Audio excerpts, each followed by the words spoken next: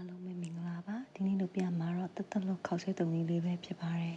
ပုံလေးကကြက်ဥလေးကတော့အမျိုးသားစားဖို့အတွက်ပါเนาะခောက်ဆွဲတုံလေးကတော့တက်လွတ်ပါတယ်အာလူလေးပြုတ်ပါတယ်ကြက်သွန်လေးအရင်ကြော်ပြီးတော့စီစစ်ပါတယ်ပိုတဲ့စီလေးထဲမှာခဲညင်တီငြူတီလေးနဲ့ဟင်းအနှစ်လေးချက်ပါတယ်မကြီးသီးနဲ့ထက်ညက်လေးစိန်ထားပြီးတော့အနှစ်လေးလုပ်ခဲ့ပါတယ်ထည့်ခြင်းနဲ့အရွက်လေးတွေလိဖြတ်ထားလိုက်ပါတယ်အခုဆိုဟင်းနှစ်လေးလည်းရပြီမကြီးနှစ်လေးလည်းရပြီစီကြက်လေးလည်းရပြီဆိုတော့အတုကလေးစတုပ်ပါတော့မယ်ခောက်ဆွဲလေးအရင်ထည့်လိုက်ပါတယ်ကိုစားခြင်းတလောက်လေးပေါ့နော်2ယောက်စာလေးပေါ့ထည့်လိုက်ပါတယ်ခောက်ဆွဲလေးကိုလေကျွတ်သွန်ပြူစီကြက်လေးနဲ့အရင်ဆုံးနေထားလိုက်နော်အနံ့လေးကမှုီးပြီးတော့ဒါအောင်စားကောင်းပါတယ်အရသာလေးစိတ်ဝင်သွားတာပေါ့နော်ပြီးကြလို့ရှိရင်အချိုတက်လေးရအောင်ပဲငပြာရည်လေးနဲ့တစ်ခေါက်ပြန်နေပါမယ်အဲဒါဆိုခောက်ဆွဲလေးကအခုမှတော့မှုီးပြီးတော့ချိုနေပါပြီကော်ဖီလေးထည့်လိုက်ပါတယ်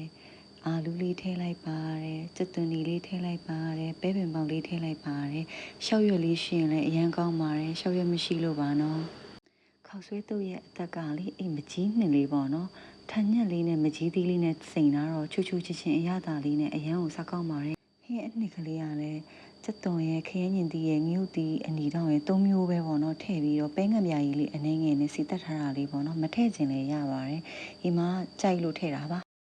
ပဲအကျမုံလေးကတော့မပါမဖြစ်ပေါ့နော်ငြုတ်တီးအလှမုံလေးထည့်ပါတယ်အတုံးနေလို့ကောင်းလေကျက်သွန်ပြူစီချက်လေးနည်းနည်းလောက်ပြန်ထည့်ပါတယ်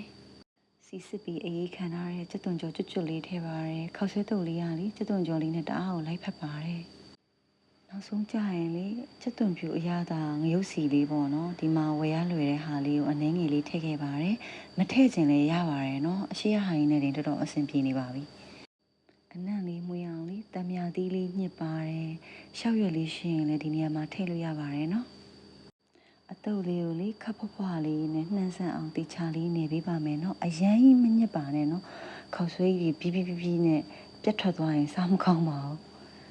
ဒီခောက်ဆွဲတုပ်လေးရဆိုရင်လေဒီမှာတက်လွတ်စားတဲ့နေတိုင်းလို့အများတန်းလို့တုပ်စားဖြစ်ပါတယ်ချင်းငန်ဆက်လေးမလို့အာသာလဲပြေအရသာလဲရှိဘိုင်လဲပြေးတဲ့အစားစားလေးပေါ့နော်ဒါကတော့ရုံးကပြန်လာတဲ့အမျိုးသားစားဖို့အတွက်ခွက်သေးကိုပြင်ဆင်ပေးလိုက်ပါဦးမယ်နော်သူ့ဖို့အတွက်ကတော့ဟိမှာကကြက်ဥလေးပါထည့်ပေးခဲ့ပါတယ်ပဲစော်လေးရှင်ရင်လည်းဖြူပေးလို့ရပါတယ်အိမ်မှာကုန်နေလို့ပါနော်ပုံမှန်ဆိုရင်လေတခွားသီးစိတ်လေးနဲ့ပဲပြားကြော်လေးပါထည့်သွပ်စားလေးရှိပါတယ်ဒီနေ့ဝယ်မထားမိလို့ပါနော်ဆက်ပြီးတော့လဲတက်လို့ဖြစ်ပြီးတော့အရသာရှိတဲ့ဟင်းလျာတွေကိုတင်ဆက်ပေးမှမလို့ဟိမရဲ့ YouTube channel လေးကိုတွားရောက်လဲပတ်ပြီးတော့ subscribe လေးပေးပါအောင်